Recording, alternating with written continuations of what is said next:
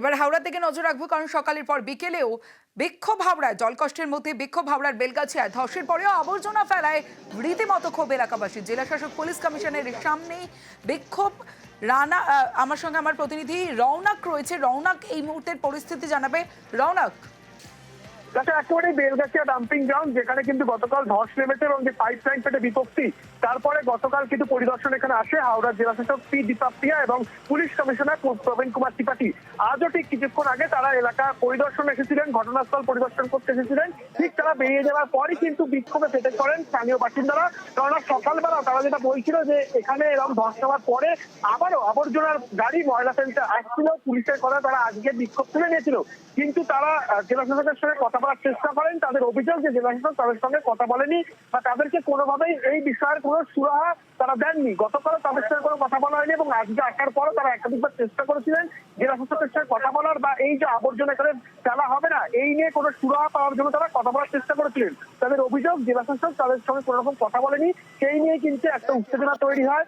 বিক্ষোভ দেখান তারা এবং তারা বলেছেন যতক্ষণ না পর্যন্ত তাদের সঙ্গে কোনো সমাধান সূত্রে আসা হচ্ছে ততক্ষণ পর্যন্ত কিন্তু, অর্থাৎ আগামীকাল থেকে আবর্জনার গাড়িকে তারা এখানে ঢুকতে দেবে না। কারণ তারা একটা আতঙ্কের মধ্যে রয়েছে যে এখানে এমনিতেই ধস নেমে গেছে, সেক্ষেত্রে আবার নতুন করে যে আবর্জনা ফেলা আছে তার পরবর্তীতে কোন রকম যদি বিপজ্জনক অবস্থা তৈরি হয় আর দায় কে নেবে, এই বিষয় নিয়ে কিন্তু জেলা শাসক এবং পুলিশ কমিশনার বেরিয়ে যেতেই বিক্ষোভে ফেটে পড়েন এখানকার বাসিন্দারা। প্রচুর পুলিশ কর্মী এবং র্যাপিড অ্যাকশন ফোর্স হাওড়া নামানো হয় এই বিক্ষোভ তুলে দেওয়ার জন্য। এবং কার্যত তাদের একটাই দাবি, এই আবর্জনা গাড়িকে তারা ঢুকতে দেবে না যতক্ষণ না পর্যন্ত তাদেরকে সমাধান সূত্র জেলা শাসকের তরফ থেকে দেওয়া হচ্ছে, ততক্ষণ পর্যন্ত কিন্তু তারা এই বিষয় একেবারে স্থায়ী রয়েছে। বেশ রৌনক। এমনি চলে গেছে মনে বলে না, বয়স কিছু বলিনি, কি বলবো আমরা আমরা এই জন্য আমরা বিরোধ করবো, গাড়ি দিতে দেবো না, আমরা গাড়ি দিতে দেবো, ঢুকতে দেবো না। হ্যাঁ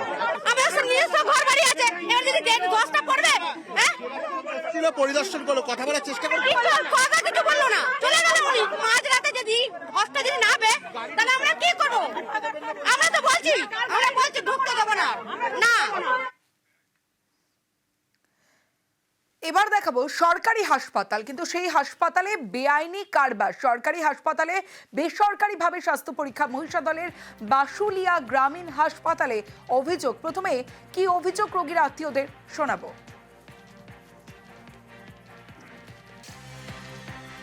পিপিপি মডেল কি হয় এটাতে? রক্ত পরীক্ষা। কত করে নেওয়া হচ্ছে রক্ত? ওই যে ডেট দেওয়া আছে, রেড চার্ট। ইসিজি? ইসিজি তো আমাদের সঙ্গে কোনো কন্ট্যাক্ট নেই। ইউএসজি? ইউএসজি 200 টাকা। মানে এটা কি সরকারিভাবে? হ্যাঁ, গভর্নমেন্ট দিবে এটা।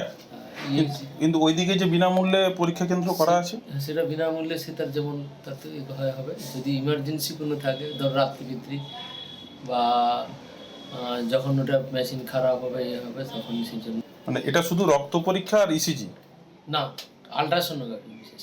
এই যে ইসিজি মেশিন, ইসিজি মেশিন আছে, যদি কেউ বাইরে লিখে দিল তখন না হলে তখন আমরা করে দিই। কত করে নিচ্ছেন ইসিজিতে? ইসিজিতে 150 টাকা করে ওই সিজারের পেশেন্ট। সরকারিভাবে তো ফ্রিতে করার আছে। সেটা হাসপাতালে তার স্টাফ থাকবে, এখানে থাকবে। মানে এটা বিএমআই জানেন এটা হয়েছে? হ্যাঁ,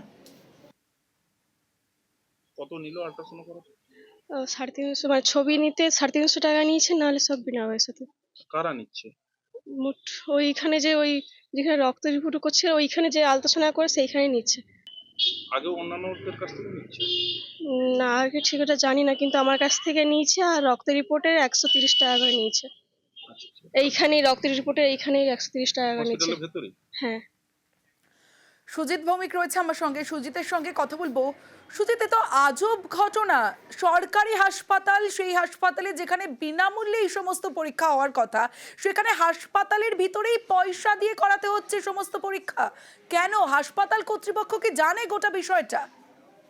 পুরোপুরি জানি, এবং তমসি খোদ সরকারি হাসপাতালের এই ঘটনা নিউজ 18 বাংলায় আমরা দেখানোর পর আজকে কিন্তু দেখা যাচ্ছে গোটা বিষয়টি নিয়ে শোরগোল শুরু হয়েছে। কারণ তুমিও যেমন বলতে গিয়ে অবাক হচ্ছ, আমিও সেরকম গোটা বিষয়টি দেখে অবাক হচ্ছি। এবং মানুষজন রীতিমতো অভিযোগ জানিয়ে আসছিলেন, কেন জানাবেন না? কারণ সরকারি উদ্যোগে পরীক্ষা সমূহ গড়া হয়েছে, সেখানে কেন আবার হাসপাতালের একটি রুমের মধ্যে বেসরকারি ভাবে পয়সা নিয়ে এসব টেস্ট করা হবে, এই প্রশ্ন যখন মানুষ করছেন, সবাই সামনে আনছেন, তখন কিন্তু এটা বহাল তরিয়তে এটা চলছিল। কিন্তু তার মধ্যে কিন্তু আমরা হাসপাতালে গিয়ে সুজিত, যেটা কতদিন দেখলাম, ধরে চলছিল এই ব্যবসা?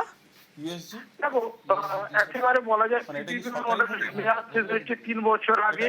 তারপর বলা যায় প্রায় 1.5-2 বছর ধরেই কিন্তু এ ধরনের ঘটনা চলছে এবং 1.5-2 বছর ধরেই কিন্তু মানুষ অভিযোগ জানাচ্ছেন, এমনটাই জানাচ্ছেন এলাকার মানুষজন এবং রোগীর আত্মীয়রা। কিন্তু তমস্বী বিষয়টি কোনোভাবে প্রশ্রয় রয়েছে, তাই কিন্তু এটা চলে আসছে। কেন প্রশ্রয় কারা দিলেও, কেন এভাবে চললো বা চলছে, তা নিয়ে মানুষজন কিন্তু সরব হয়েছেন খুদ পঞ্চায়েত সমিতির স্বাস্থ্য কর্মাধ্যক্ষ। কারণ তার কাছে মানুষ অভিযোগ জানাচ্ছেন, তিনিও বলছেন এটা অনুচিত, তিনিও দেখবেন বলছেন, এটাই আসার কথা। এখন তমস্বী দেখার মুখে প্রতিশ্রুতি দিচ্ছেন, কিন্তু কার্যক্ষেত্রে কবে বা কতদিনের মধ্যে এই ঘটনার শেষ হয় সেটাই সেদিকে কিন্তু লক্ষ্য সবার থাকবে, আমাদের একেবারে আমাদেরও নজর থাকবে সুজিত এই খবরের দিকে। অবশ্যই সরকারি হাসপাতালে কিভাবে টাকা নিয়ে পরীক্ষা করা হচ্ছে, এবং একটু আগে যার ভিডিও আপনাদের দেখালাম, যিনি বলছেন যে কোন পরীক্ষায় কত টাকা নেওয়া হচ্ছে, পরেই ঠিক কিছুক্ষণ পরেই তার কি সাফাই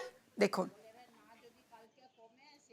যেগুলো মানে ওখানে হয় না সেগুলোর জন্য আমাদের সরকারি রেটে যা পয়সা নেওয়া সেইগুলো নেওয়া হচ্ছে। আশুলিয়া হসপিটালে একটা ফ্রিতে চেক আপ করার একটা ঘর হয়েছে। হ্যাঁ, সেইখানে ফ্রিতে হচ্ছে, তো সব ফ্রিতে হচ্ছে। যেটা ওখানে হচ্ছে না, অ্যাভেলেবল নয়, সেটা আমরা এখানে কম পয়সা, বাইরের থেকে কম রেটে পয়সা নিচ্ছি। আপনি কি হসপিটালে করবেন? না, আমরা হসপিটাল, আমরা পিপিপি মডেলের কর্মী। কে বসিয়েছে আপনাকে? আমাদের স্বাস্থ্য ভবন থেকে আগে পিপিপি মডেল থেকে বসিয়েছিল, এখন হচ্ছে যে বিএমএইচ এর সঙ্গে কন্ট্যাক্ট হয়।